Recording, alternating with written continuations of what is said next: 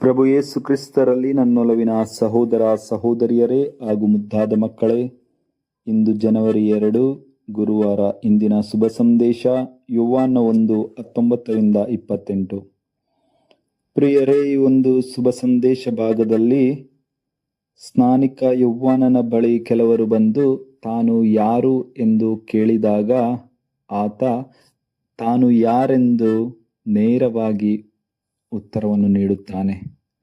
ತಾನು ತನ್ನ ಬಗ್ಗೆ ಹಿಗ್ಗಿಸಿಕೊಂಡು ಮಾತನಾಡುವುದಿಲ್ಲ ಹಾಗೂ ಕುಗ್ಗಿಯೂ ಸಹ ಮಾತನಾಡುವುದಿಲ್ಲ. ಆತನ ಬಳಿ ಅಭಿಷಿಕ್ತನಾದ ಲೋಕೋದ್ಧಾರಕ ನೀನಾ ಎಂದು ಕೇಳಿದಾಗ ಆತ ಅಲ್ಲ ಎನ್ನುತ್ತಾನೆ. ಪ್ರವಾದಿ ಎಲಿಯ ಅಥವಾ ಇನ್ನಿತರ ಯಾವುದಾದರೂ ಬರಬೇಕಾಗಿರುವಂತಹ ಪ್ರವಾದಿ ನೀನಾ ಎಂದು ಕೇಳಿದಾಗ ಅದು ಸಹ ಅಲ್ಲ ಎಂದು ಆತ ನುಡಿಯುತ್ತಾನೆ.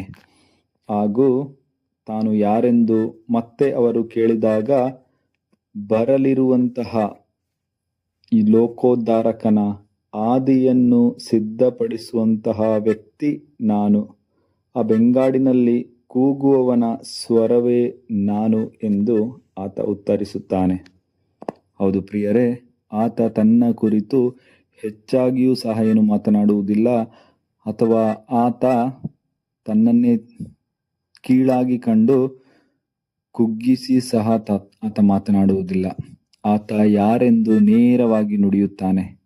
ಪ್ರಿಯರೇ, ನಮ್ಮ ಬಳಿ ಯಾರಾದರೂ ನೀನು ಯಾರು ಎಂದು ಕೇಳಿದ ತಕ್ಷಣ ನಾವು ಹಲವಾರು ಬಾರಿ ನನ್ನ ಕುರಿತು ನಾನು ಏನು ಹೇಳಬೇಕು ಎಂದು ತಿಳಿಯದೆ ನಾನು ಕಂಗಾಲಾಗುತ್ತೇನೆ. ಕೆಲವು ಬಾರಿ ನಾನು ನನ್ನ ಕುರಿತು ಹಿಗ್ಗಿಸಿ ಮಾತನಾಡುತ್ತೇನೆ, ಹೆಚ್ಚಾಗಿ ನನ್ನ ಬಗ್ಗೆ ಹೇಳುತ್ತೇನೆ. ನಾನು ಏನು ಅಲ್ಲವೋ ಅದನ್ನು ನಾನು ಎಂದು ಹಲವಾರು ಬಾರಿ ಹೇಳುತ್ತೇನೆ. ಏಕೆಂದರೆ ಇತರರು ನನ್ನನ್ನು ಅಚ್ಚುಮೆಚ್ಚಲಿ, ಇತರರ ಮೆಚ್ಚುಗೆಗೆ ನಾನು ಪಾತ್ರನಾಗಲಿ ಎಂದು ನಾನು ಹಲವಾರು ಬಾರಿ ಈ ರೀತಿ ಹೇಳಿರಬಹುದು. ಹೌದು ಪ್ರಿಯರೇ, ಇಂದು ಸ್ನಾನಿಕ ಯೋವಾನನಿಂದ ನಾವು ಕಲಿಯುತ್ತೇವೆ, ನಾವು ನಮ್ಮ ಕುರಿತು ಹಿಗ್ಗಿಸಿ ಮಾತನಾಡಬಾರದು, ಕುಗ್ಗಿಸಿಯೂ ಸಹ ಮಾತನಾಡಬಾರದು.